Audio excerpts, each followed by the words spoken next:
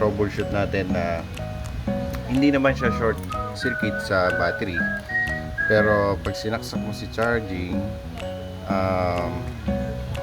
makikita natin sa short cam may iniinit na component. Okay, so yun, tinanggal ko lang si capacitor at yun ang pinagmumulan ng problema. So yan, buhay na siya. At ang akala ko din nung hindi ko pa na short cam ay CPU. So hindi lahat ng dead ay CPU agad.